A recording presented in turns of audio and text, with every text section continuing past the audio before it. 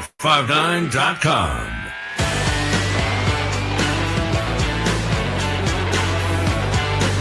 Bye-bye. Here we go. All right. Welcome in on this Friday. You've made it to the last day of the week.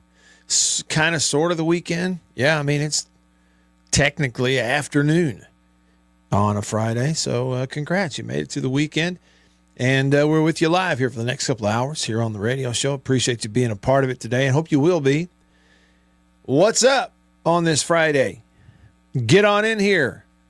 You can comment on the live stream. You can text me, call me, and I'll give you those numbers coming up on a Free for All Friday. Welcome in. Friday, I'm free again. I got my motor running for a while. Finally Friday. It's the day you've been looking for all week long. Yeah, so text me on the Country Pleasing text line. The number to text is 885-3776. 601 number, 885-3776. Or call me on the phone. I get to hear your voice that way. Call me at 897-1059. Free again. I got my motor running for a while weekend. It's finally Friday. I'm out of control. Forget the working blues and let the good times roll. All right, so here we go. Whatever you want to get into is cool with me.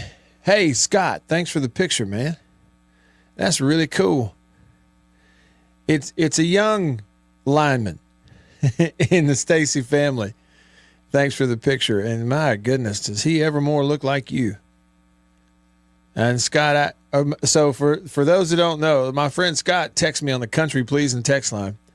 Scott Stacy. He's actually from Prattville, Alabama, too. He used to play on a defensive line for the Auburn Tigers, and his son's there. He's got was it Canton Academy? Is that right, Scott? And got the jersey on. And, man, if I zoom in, that youngin' of yours looks just like you from about 30 years ago? But cool picture, and I hope y'all have a great year. Yeah, text me like Scott did on that Country Pleasing text line, 885-3776. Now, there is news today on this Friday to get into in the sports world because they did put the information out, I guess, kind of early this morning, right?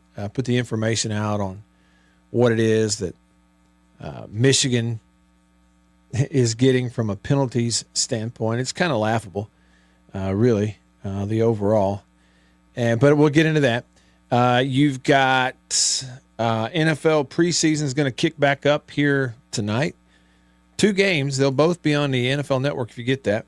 And that's good because the best place to watch football is on the NFL Network. In my opinion, they do the best job with it. They and maybe Fox doing college games are the 2 best places to watch. Although all the NFL partners, what do you call them? The broadcast partners. So like CBS and Fox, they do a good job. The NFL too. The NFL Network does a really good job. So 2 of them tonight, preseason games. We'll get into what those are and why you might or might not want to watch. Let's see. How many weeks into fall camp are we? Like State, I think, started fall camp on the 31st. Is that right? I believe that is right. I believe they started fall camp on the 31st, Thursday the 30th. So they're 2 weeks into it. And so last weekend would have had their first, big scrimmage, which was actually not last Saturday. It was last Sunday, the 10th, that State had its first, large-scale scrimmage of the preseason. But I think they're going to practice and do a little more scrimmaging tomorrow on Saturday. So really, you're kind of – I would imagine this is probably – the biggest scrimmage of the preseason, I would think. Now, every day they scrimmage, it seems like 11 on 11, even when they don't have on full pads. But, like we say, this time next week, you're 1 week from the first ball game, and I would imagine that I don't know this, but I would imagine on that day you're probably not going to suit up and have referees and have a full-scale scrimmage. But they'll do it tomorrow, so that's be the big one. We'll see what news may come out of that. But we're getting closer and closer across the map to real deal football. Games that matter. So I'm tickled about it. Hey, let's hit headlines right off the top. Good evening. I'm Ron Burgundy, and this is what's happening in your world. Good evening and welcome to Eyewitness News. Here's what's making news. Headlines on the show brought to you by the Mortgage Man Group, powered by Illuminate Bank right here in Mississippi. Find them online at mortgagemanms.com. mortgagemanms.com. First up, the NCAA Committee on Infractions has ruled on the University of Michigan's scouting case. They let us know the details today, and they have the school getting a significant fine, loss of 2 years of postseason football revenue. But Michigan is going to avoid punitive penalties like a postseason ban, all that kind of stuff. They're not having to go through that. They also handed out some show causes and suspensions. All right. The NCAA ruled that Sharon Moore, head coach, has one more game he's going to have to serve. Suspension. So he's missing a game this year. They gave Connor Stallions a show cause. They gave Jim Harbaugh a show cause. And I think they added up. It was kind of hard to understand language about the actual fine, but it's about $50,000, something like that. But then a couple of years of postseason revenue that they're going to give up. Now that's pretty significant too, maybe the most significant part of it. But overall, the penalties were really light. They're a place like Michigan when it comes to if it's just a monetary punishment, it really doesn't matter to them. They got more of it and they know what to do with. So most of the people out there, most fans out there feel as though Michigan got off really light, and that the message that is sent by whatever's left of the NCAA is two things. Number one, do what you want because we really can't do anything about it. We know that if we do anything really punitive about it, you're going to sue us. And so number two, just do whatever you want. As long as it benefits you and your team and your program to win a few more football games, just go ahead and do it, because whatever it is, it'll be worth it, because there's not going to be any punishment, basically. Now, you and me both probably sitting here going, yeah, we knew that. Right. Headline number 2, Cleveland Browns running back Quinshawn Judkins won't face a formal battery charge.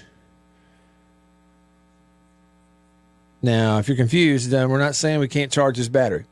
He's not going to face a formal misdemeanor battery charge over this, alleged domestic incident last month in South Florida. So for Judkins, prosecutors have declined to pursue charges after they looked at police reports, body cams, video surveillance, phone records, photos, sworn statements of a woman that he allegedly struck, all that kind of stuff. So they've elected not to go forward with charging him. So good news for the former Ole Miss and Ohio State running back Quinshawn Judkins, and so maybe he gets back soon.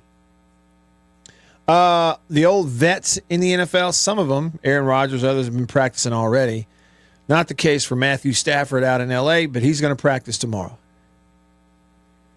It must be nice in a Super Bowl and long career, and you get to a point where you're still good enough that you're a starting quarterback in the NFL, but you've been around long enough they just don't need you for the first month of practice. Or, well, not month. Okay, so what, 2.5 weeks? They don't even need you there for the first 2.5 weeks of practice. Matthew Stafford, he hadn't practiced during training camp. Now, his deal was because he's having back issues, aggravated disc, but he is going to work out and go through a little practice tomorrow. Good news for Rams fans. And I mentioned the preseason. So 2 games tonight, one at 6, one at 9. They're both on the NFL Network, so they're back-to-back. Now, the one at 6 I'm kind of interested in because you've got the Titans and the Falcons. And one, they had a big old fight this week at their joint practices. I always enjoy seeing if they're going to do it again in the game. Maybe not. The other thing is, the number 1 overall draft pick quarterback, Cam Ward. Assuming that he will play for the Titans, get to have another look at him, just kind of see what he looks like. So those are your headlines, brought to you by the Mortgage Man Group, powered by Illuminate Bank right here in Mississippi.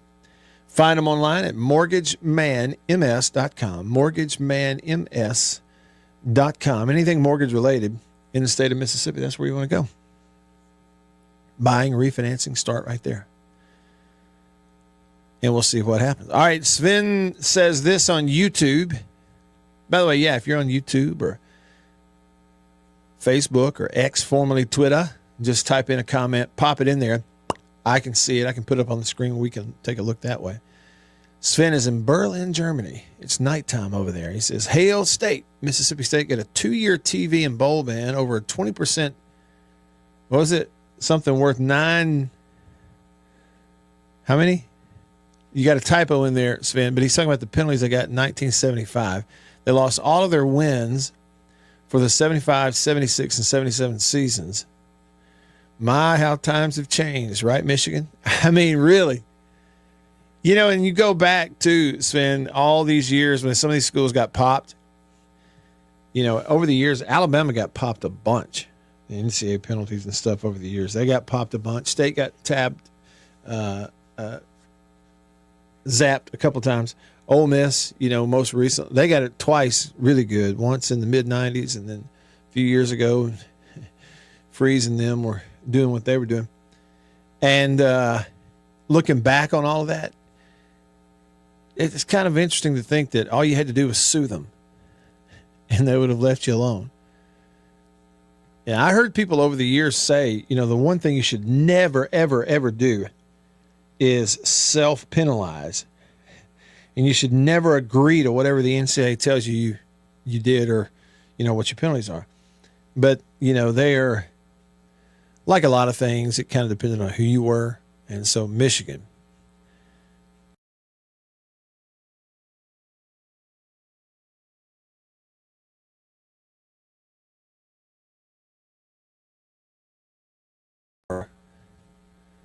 More recent than that, even. Not nearly as bad. Sven says we really should get rid of the NCAA. These people are a joke. Well, and I mean, think about it. They kind of have gotten rid of themselves. Haven't they? Wouldn't you say? I mean, they kind of have. They're just completely and utterly irrelevant. I mean, any penalties at all.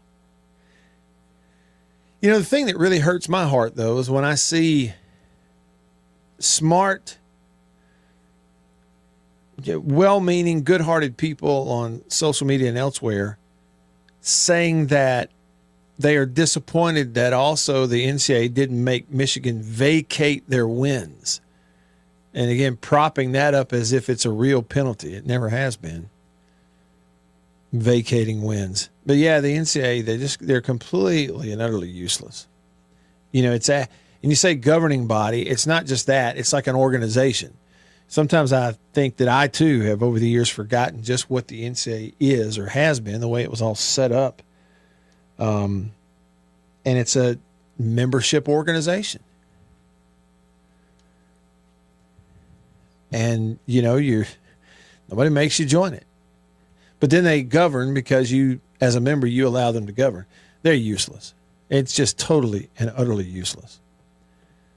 Waste of space. And I hate it for the people who are actual employees of that organization, but more power to them as long as the deposit goes in when it's supposed to, I guess. But you talk about serving no purpose because they don't have the power to serve the purpose they're supposed to. It's a weird thing. And one other good point from Sven here. He goes, by the way, Matt, why is it called fall camp when you have literally it's 100 degrees from 9 a.m. to 7 p.m.? I don't get it. I've never thought of that, Sven. I've never questioned it. Fall camp. Yeah, because it's not fall. I don't know when the official first day of autumn per se is around here, but it's a whole lot. We got a long way to go. And no, it doesn't feel like fall. We had false fall last week for a couple of days, but we've been getting that in recent years, early August. Yeah, but we knew. Wait till August the 30th, okay, in Hattiesburg, Mississippi, in the bright sunshine on fake turf. Wait until then, and let's talk about what it feels like. I don't know. We'll see. So Scott hit me back. He said, my son sat out his sophomore, junior year, decided to play his senior year. Keep you posted on the Panthers this season. They open up on the 22nd at Indianola Academy. Yeah, keep me posted. And I'm sure you're going to have a blast sitting up there watching him play. And good on him for getting back out there.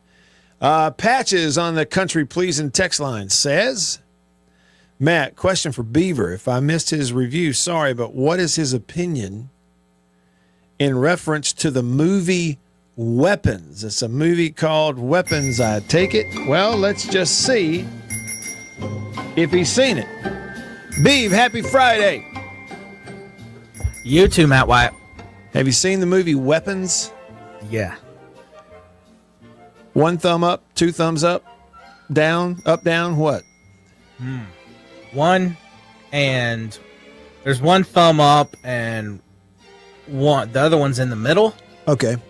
It's Would that be 1.5? Yeah, it's interesting. It wasn't quite what I was expecting. The ending was so awkward. It left me with very little closure on this. Okay. But overall good. I mean, is the director, the guy who wrote it, he's excellent. Okay. What's it about? Well done. So, 17 kids. I think they were in third grade, 4th grade? Anyway, 17 kids in the classroom, in one woman's classroom, all walked out the door at 2:17 a.m. in the middle of the night. No one knew where they went. All except one kid in that classroom. Really? Okay, but time out. This is a class. They weren't at class because they walked out at 2 a.m. You're just saying they all disappeared? Yeah, they all walked out of their houses, their separate houses at 2:17. And then nobody saw them again. Yep. All right. True story or totally made up? It's made up. Okay. It's very well. Although the little girl at the beginning says this is a true story, it's not. Okay. So you know what? It's almost all made up. Okay. From what I understand, there's a certain cult out there that was trying to do these things. So it's kind of based a little bit on that little story. So that part's real, but the story's made up. Okay. He said it's almost all made up, and I immediately thought, okay, like Rudy. Right? Isn't that what we've discovered earlier this week? Like Rudy. Okay. So Patch is asking you about it. Is this movie Weapons, is it a big deal? Is everybody talking about it? Or how do it was the #1 movie last weekend. It was? Okay. All right. Is it a horror film? Like, what is it? Yeah. Oh, yeah, it it's the horror genre. Okay. Well, that's a hard word to say, isn't it? Horror. It's like the word rural. I have a hard time with that one. Rural. I sound stupid if I say it right. Horror. But okay, so there you go. The movie Weapons. It's a big deal. It was #1 last weekend. Beaver has seen it. How long has it been out? Came out last Friday. Oh, so you went straight to the theater as soon as it came out. Yeah, because what they did, the movie theater next door to the workspace here, they put it in the theater with the chairs that move around and make sound effects and stuff. So it's like you're on a ride during the movie. Really? And I think they only do that for a limited time. So I went. Well, I had been waiting for this since the beginning of the summer. Anyway, and then they put it out in that theater, and that was just a bonus. Okay. Here's the real test. Would you recommend I go see it? That's not a Matt Wyatt film. Okay. All right. Well, then I'm not going. See, here's the thing. My mom, when I was a kid, Beeve, we had certain meals that we almost could expect were a part of our weekly routine. And, man, I looked forward to it. Like one night a week for years, she would fry chicken in the cast iron skillet on the stove, and we'd have like rice and gravy and peas with it, and I knew that was a meal. And then one night a week, she would make like country fried steak. She'd fry it in the skillet on the stove, and we'd have mashed potatoes with it and green beans. Okay, like that was a meal. I loved it. Like she cooked, and it was good. But then sometimes, Beeve, she would try something new. Like they would advertise something, or she'd get a new idea, and she'd try it, and she'd feed it to us. And we were always really good. We never complained. We were happy to eat whatever, and it was all pretty good. And she would go, okay, did you like it? And everybody would always go, yeah, I like it pretty good. But then she knew the real test was, okay, do you want me to make it again? And then she would really find out how much we liked it or not. It's a good movie, all that, but Matt, it's not for you. That's why it's not getting 2 thumbs from Beeve. It's getting 1.5 thumbs when we really get down to it. All right, just getting started with y'all here on this Friday. Your texts, your comments coming up. A free-for-all Friday. Wherever you want to go is cool with me. Stick around. It doesn't matter that business took you 1,000 miles from home, or that you Y'all heard me totally talk about Murray West and MurrayWest.com. They made the hat that I'm wearing. Got the Natchez Trace logo on it. I've told you a little bit about what they are. Contract embroidery company here in Mississippi. Started back in 1996, family owned. They do a phenomenal job, and I got to go visit their place up in New Albany. Let me show you a little bit about it.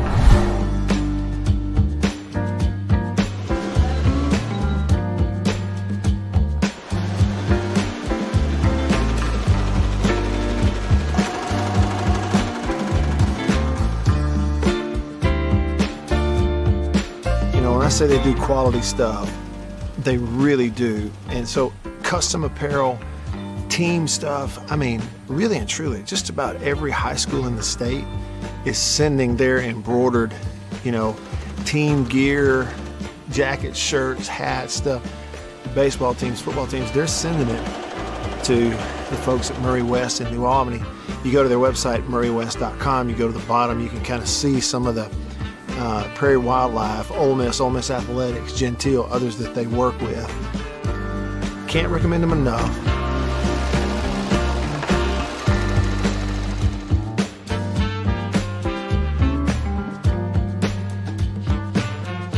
If you need your logo printed, embroidered, sewn on to anything, custom apparel and other stuff, make sure you go there. Murray West, you can find them online. MurrayWest.com. That's MURRY West.com.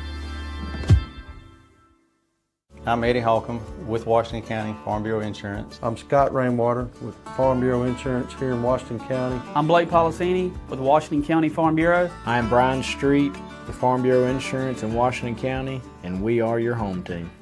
I think you know what time it is. It's time to eat. Country pleasing, jalapeno and cheddar, green onion. And no, it's not a grill, see that? But the fire is just about burnt down enough where it's time to put some of this on there. And the only decision when it comes to country pleasing sausage is which flavor, jalapeno and cheddar or maybe green onion. Both. Break me off a piece of that. Look at that, what that is. That's real green onion. Like that monkey who set his tail on a railroad track. It won't be long now.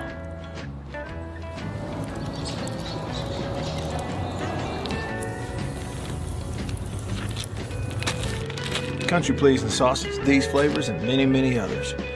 Get them online at countrypleasing.com. At a grocery store near you, pretty much anywhere in the Southeast, walk up in there and say, Country Pleasing, please. They'll know what you're talking about.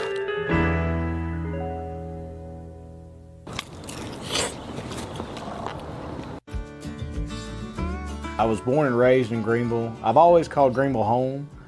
This is where I, was raised, went to high school, graduated high school, worked all my life here, leading up to going to college.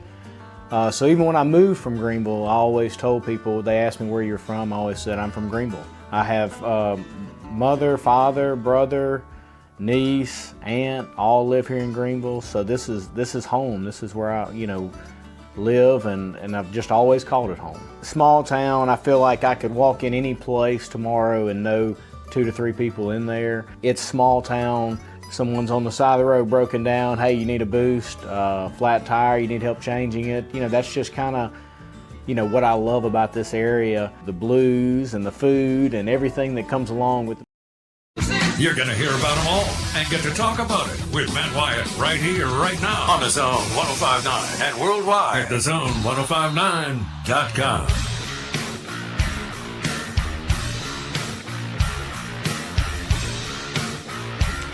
Back with you. I'm Matt in the Bureau, the Mississippi Farm Bureau Insurance Studio. Farm Bureau, go!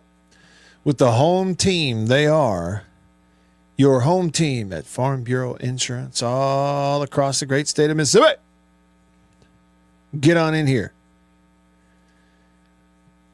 Dennis, formerly of Omaha, texted the show and said, is false turf hotter than natural grass? Yes. Yeah, big time hotter. Yeah, it's not. I mean, it's all reflective.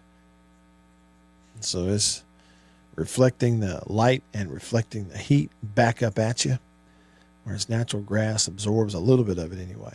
So yeah, it gets really hot down there on that turf. Really. Okay. This is similar to yesterday. Similar but different. But still, this is a message for state fans. And state fans have really, really, really been into uniforms and logos and stuff like that lately. We got another one.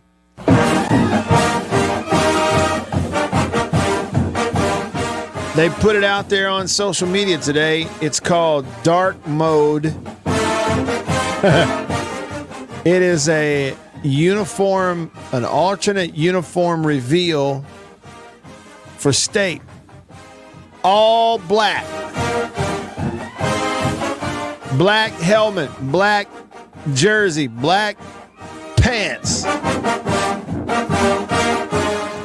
White trim, maroon piping. I don't know which is which. I don't know which is trim and which is piping. Is it all the same thing? I don't know. I just know it's a new one. And man, the pictures that they have put out here look fantastic. And I'm going to go ahead and say it. And you can disagree with me all you want. I'm not coming off of this. This black helmet with a maroon and white stripe, thick, wide stripe going down the middle of the helmet, and black jersey and black pants looks better than the all-white uniform they revealed yesterday that's going to include the white helmet and the old interlocking MSU. This uniform looks better.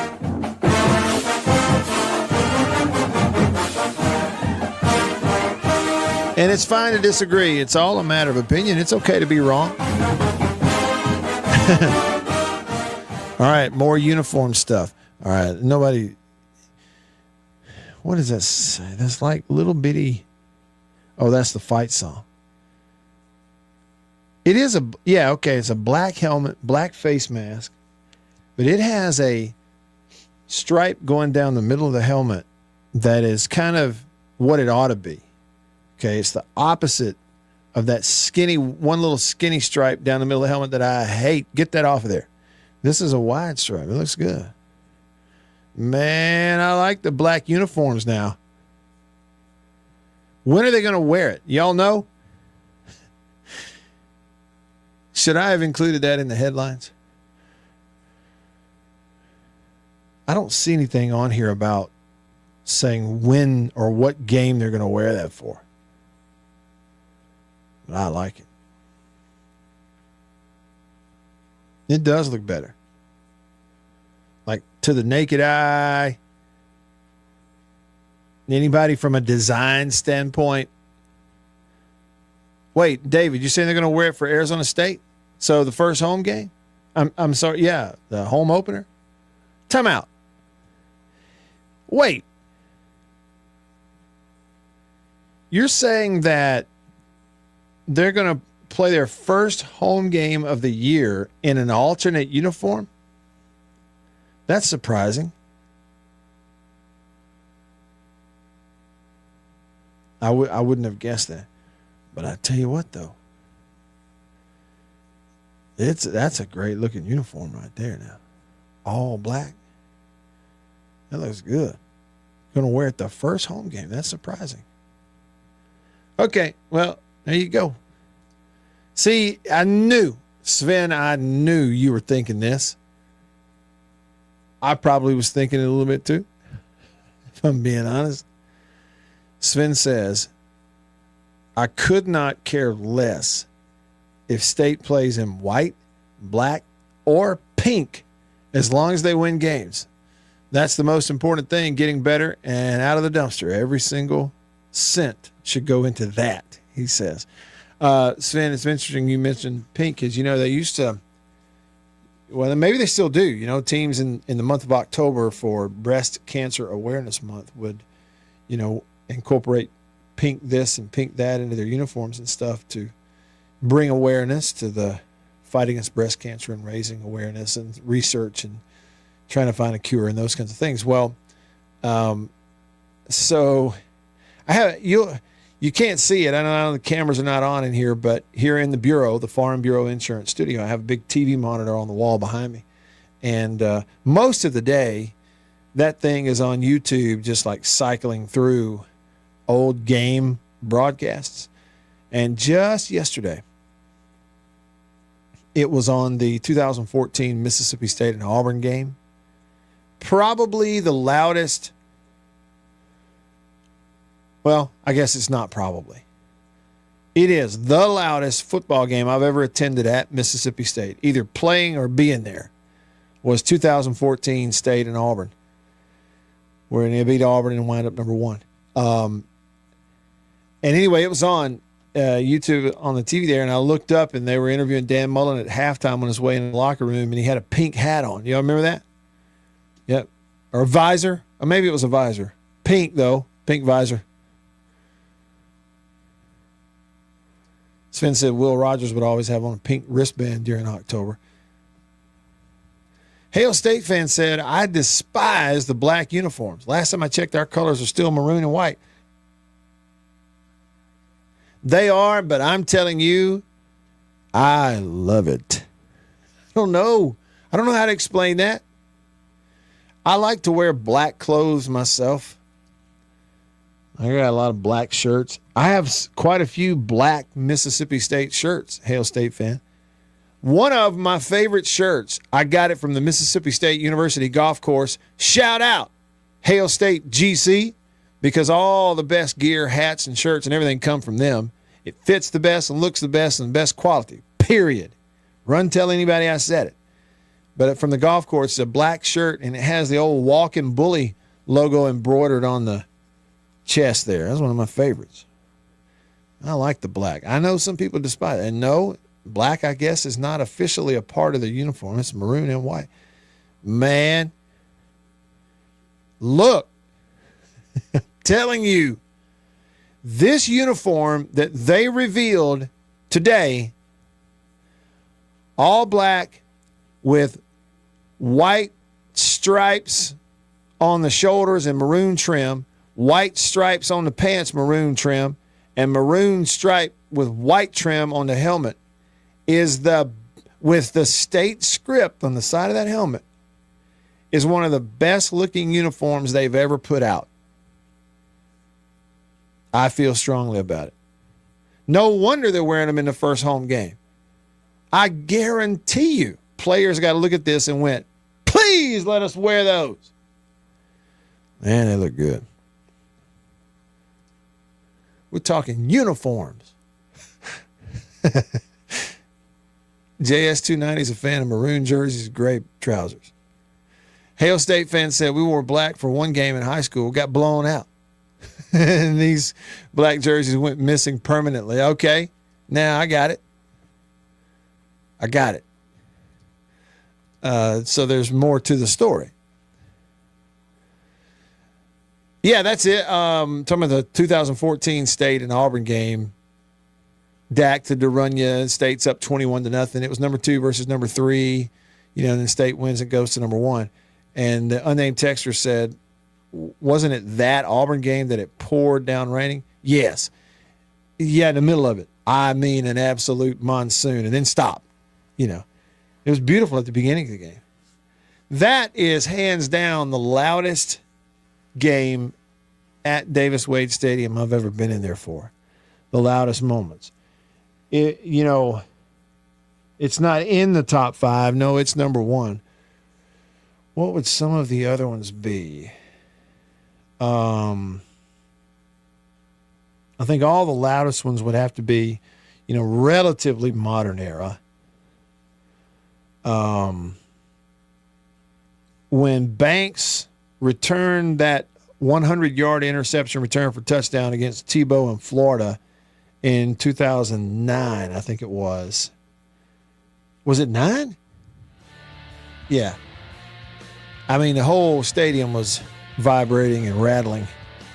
That was one of the loudest moments I'd ever seen. But that Auburn deal, man, when Derunya scored that touchdown to go up 7-0 beginning of that Auburn game, I'm talking, it's like cover your ears. It's hurting that loud.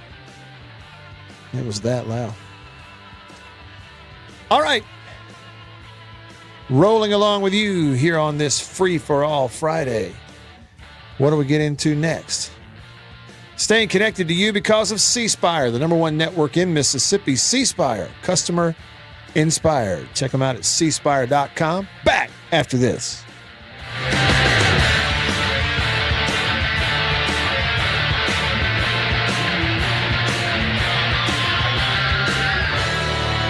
This is Jake May with Washington County Farm Bureau Insurance. I'm Scott Rainwater with Farm Bureau Insurance here in Washington County. I'm Blake Policini with Washington County Farm Bureau. I'm Brian Street with Farm Bureau Insurance in Washington County, and we are your home team. I think you know what time it is. It's time to eat. Country pleasing, jalapeno and cheddar, green onion. And no, it's not a grill, see that? But the fire is just about burnt down enough where it's time to put some of this on there. And the only decision when it comes to country pleasing sausage is which flavor, jalapeno and cheddar or maybe green onion. Both. Break me off a piece of that. Look at that. What that is. That's real green onion. Like that monkey who set his tail on a railroad track. It won't be long now.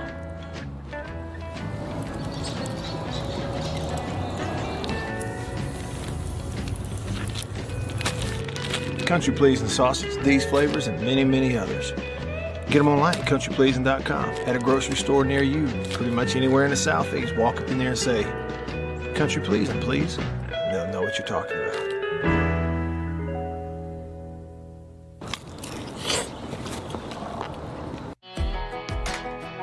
Grew up on a family farm out past Leland, just born and raised here in the Mississippi Delta.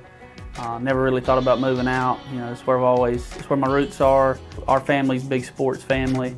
It was 4 boys and 1 girl, and all 4 of us boys went and played ball at Delta Community College. My dad, he's always been honestly a role model of mine. He's farmed his whole life. We attend St. James Catholic Church in Leland. where we went to church my whole life, and then now continuing my family, me and my wife and my 3 kids. Being a Christian is everything for me and my family. Being born and raised here in this area, there's just something about this area. I mean, when you pull into it, you don't see a whole lot, but being born and raised here and the farm families and just the people that grew up here, the people that you see here, you see in the grocery store, you go to church with, small town community, you're gonna run into people that you know. It puts a smile on your face knowing that you know the people in your area, in your community. You get to know them as friends and now bring them in to my office here and creating that relationship, extending it on, getting them as insureds, as customers of mine, who I call friend. I'm Blake Policini with Washington County Farm Bureau, and we are the home team.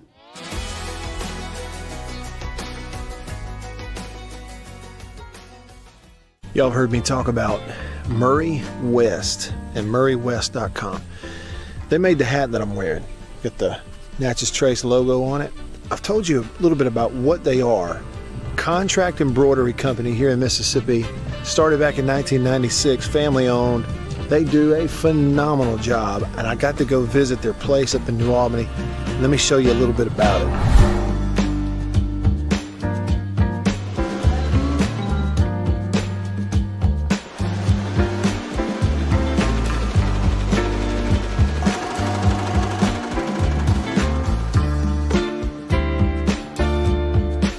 When I say they do quality stuff, they really do. And so custom apparel, team stuff, I mean, really and truly, just about every high school in the state is sending their embroidered, team gear, jackets, shirts, hats, stuff.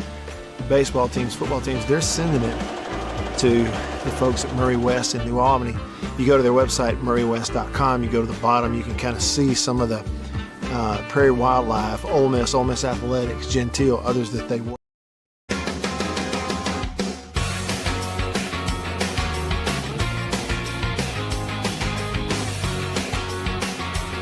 Back with you, I'm Matt in the Bureau, the Mississippi Farm Bureau Insurance Studio.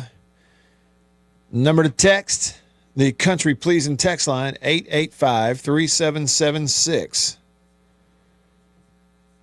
And number to call, I can hear your voice, 897-1059. Just call that number, 897-1059. And we get to chat it up and see what's on your mind. So give me a shout.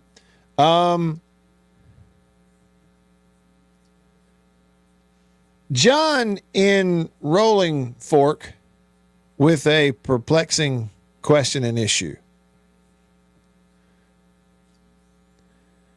John says, Matt, do you or Beeve know why on the new King of the Hill they changed Dale's Mac ball cap? What he has now says bait shop. Beeve, do you know anything about that?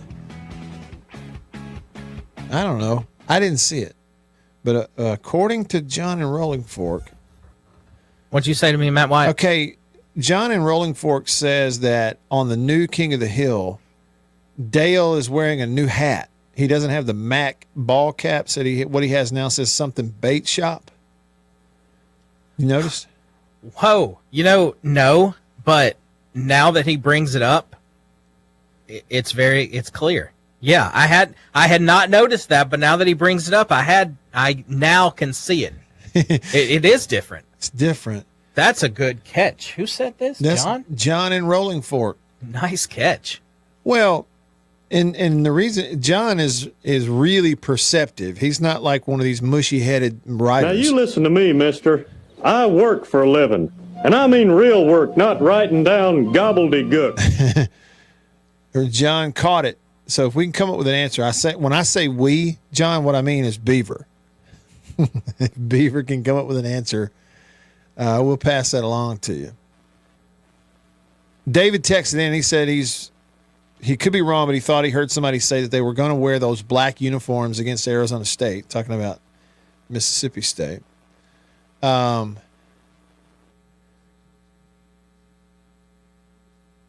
Somebody disagrees with me vehemently and said, nah, Matt, way wrong.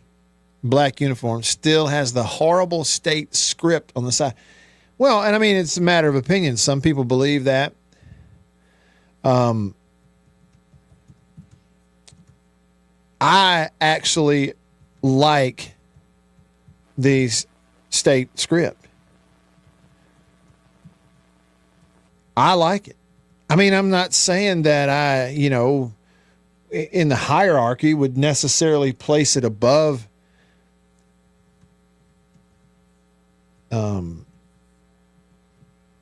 I don't know that I've necessarily placed it above the interlocking MSU. But I really like it. I don't know. I wouldn't, I wouldn't say it's horrible. I kind of like it. Somebody texted in and said the helmet with the new black uniforms, what is that design on the side of it? Bulldogs. All I could see was it's the state script. It just says state. It's that state script they had on the helmets last year. The colors, though, man, it looks good. Res Dog texts the show. And he says the black uniforms look good, but will look great with this helmet. Hey, I'm with you. That looked great, too. He sent, where'd you get that? Res Dog, somebody made a mock-up of that same all-black helmet with a maroon stripe and white stripe trim. I love the wide stripe. The skinny one stripe is terrible. Get it off there. But if they put that interlocking on the side of it, yeah, buddy, that would look fantastic. Res Dog, they ought to do that. Hog Jowl. All right, listen. Because it's him, and I hadn't heard from Hog Jowl in a little while, here's the Arkansas fight song just for you, Hog Jowl. Here it is.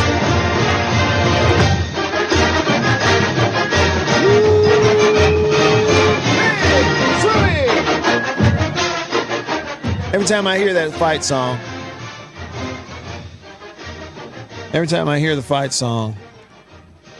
I can picture in my head that big inflatable Razorback. They got a man inside of an inflatable suit. Thing's about 12 feet tall. And it's hilarious to watch him run around down there. I want to do that so bad. I want to be in that suit.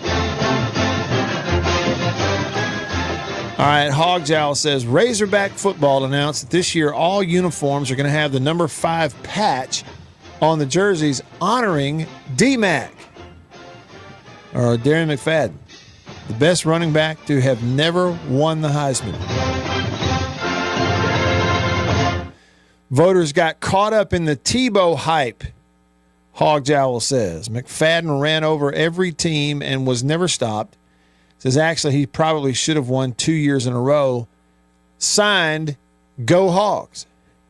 Well, now, if we want to go back and rehash that again, the greatest Heisman snubs of all time. I had Steve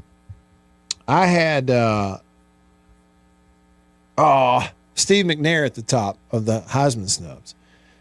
But you're saying that D-Mac, Darren McFadden, would be at the top. All right. Now, sorry, what? Matt Wyatt. That's okay. Sorry, but I can't let Timothy Tebow get dragged into this, because the much more egregious snub was the 2006 season is when McFadden should have won it, and they gave it to Troy Smith. Oh, really? From Ohio State. Yeah, okay. That's right. You probably don't even remember that name because he did nothing.